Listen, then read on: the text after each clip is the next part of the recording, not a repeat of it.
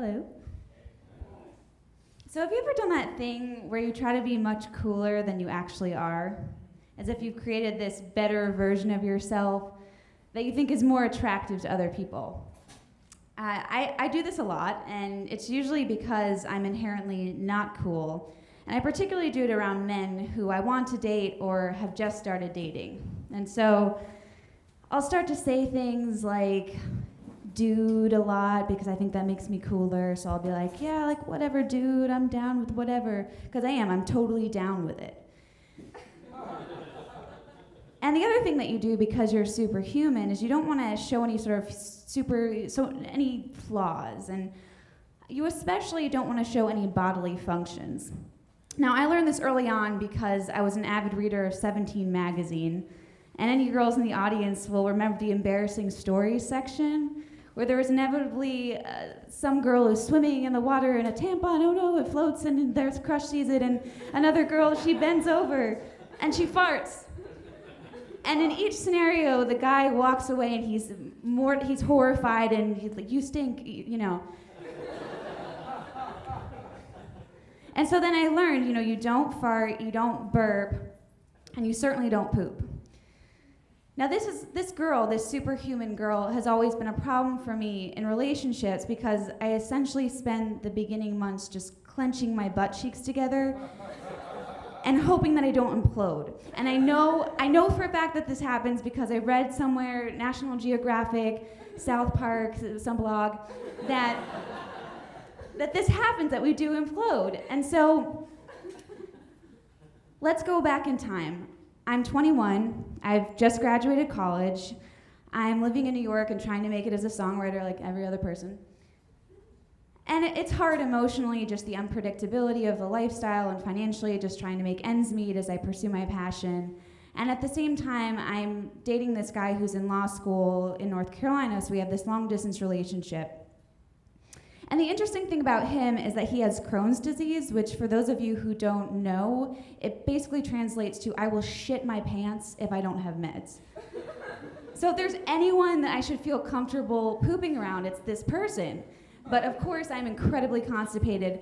And the ironic thing about it is that while he is very free physically, he's emotionally constipated, and therein lies the problem of our relationship, is that while I am constipated physically, I am just emotionally effusive. Like, I'm 21, I want to be in love, and I want him to see the real me, and he really doesn't care, and I don't realize this because I'm 21. And so I go down to visit him at law school, and I decide at that moment that I'm going to tell him I love him. And I say, I love you, and he says, thank you, as if I've handed him a towel. And this feels like a million daggers in my chest, and I go home and I'm heartbroken, but the whole time I've also been constipated, so I'm also just relieved to go home and, relieve myself. So a year passes, I'm, still writing, but and things are going okay for me, but I'm a little depressed, so I decide to try online dating. So I go on a couple of dates, and on maybe like the 5th or 6th date, I meet this guy named Evan, and he's also a lawyer, but he doesn't have this super huge ego that my ex-boyfriend had. And he's witty and he's smart and funny, but without that sort of pretentious asshole side effect to that. Girls in the audience will know what I'm talking about. And so we have a really good time on our date. We eat peanut butter sandwiches, we see a jazz show, and the next day he calls me and says he has a good time and, let's go out again. And so I continue to see him. And the more that I see Evan, the more that I grow to like him. He's really nerdy, so I don't feel like I have to be cool around him. And his most prized possession is his electronic saxophone, which he proceeds to play me Weezer and Nirvana songs on. He's in a 90s cover band. He's just wonderful, and the most important thing is that he respects me, and he likes me, and he's not afraid to tell me that he likes me, so I don't have to guess. So over time, I really start to fall in love with Evan, but I don't want to tell him because I know what it feels like to not hear it in return. So one night we go on a date and we come back and we're lying in bed and I say, I like you, and he says, I like you too.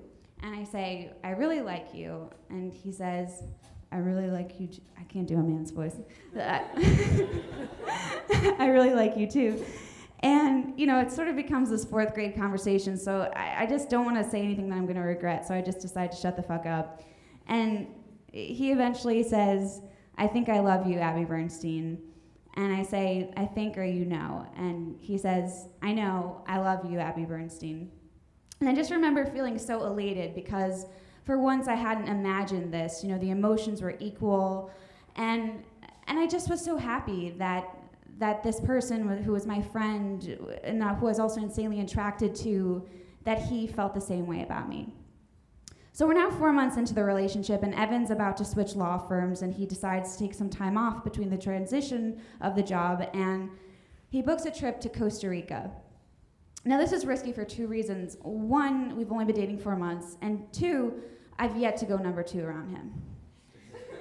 So basically, for those of you who want to learn techniques, like the morning after you're sleeping over his apartment, you just run out of there as fast as you can. I have a meeting at 7:30. Or if you're out to eat at a restaurant, you try to go there, and it doesn't always work perfectly. Sometimes you'll go 48 hours without taking a shit, but it'll be okay. So now this is 10 days. It's 10 days, and so this is going to be a little difficult. And so we get there, and we're staying in this bungalow on the beach, and anyone would think that this is a beautiful and romantic place, and I do think that. But after about 3 days in, after learning how to surf and seeing monkeys and going on hikes and seeing nature, I still haven't taken a shit. And if you eat too much and you get this food baby and it's just gas and you're just and so I just feel really unsexy. And if you're going on a sexy trip with someone, it's just not a good feeling to have.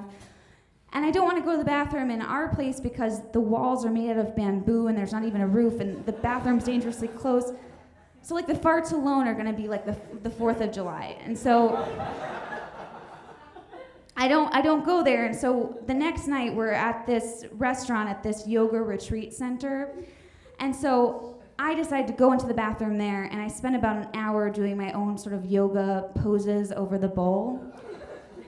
And I've spent so long that Evan comes knocking on the door to ask if I'm all right. And I'm like, yes, and I run out of there.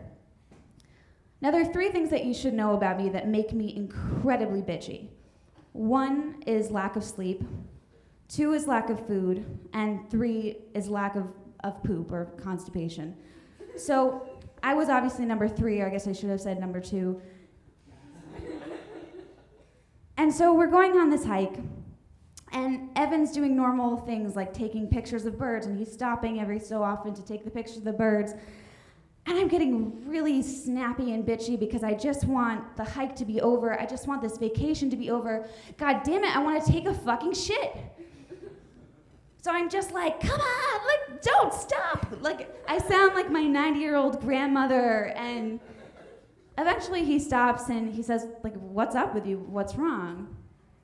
And in that moment, I say to myself, I don't know who the fuck this girl is who I created, this superhuman who only shares certain parts of herself because she's afraid of telling him too much for scaring him away, and who's just so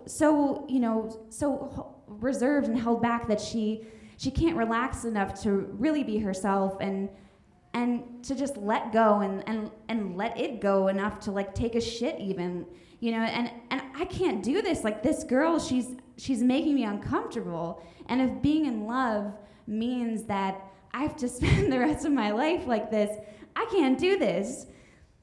And so in that moment, I just say to him, I have to take a shit.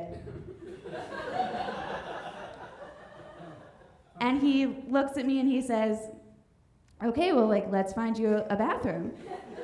And and I'm like, no, you don't understand, I need help. And he's like, what do you mean? Do you want me to pull your pants down? Do you want me to give you an enema? And I'm like, no, like a laxative. So we proceed to go to this grocery store where I have a conversation with a Costa Rican store clerk that goes like this. ¿Tienes una cosa para la mierda? Do you have a thing for the shit? She gives me this look that's what the fuck, this gringa chick? And so I'm trying to think of the word for like to leave as if like to leave the body. So I'm saying like para la mierda dejar. And I forget that dejar also means to stop. So she hands me this box that essentially is Imodium. And I'm like, no fucking way. So I think to myself, like, what's to make go down? And so I can't remember the word for down, so I was like, para la mierda, allá. And she's like, oh, okay, I get it. And so she goes behind the counter and she grabs this sort of witch doctor drug, which in subsequent days makes me almost have to shit my pants.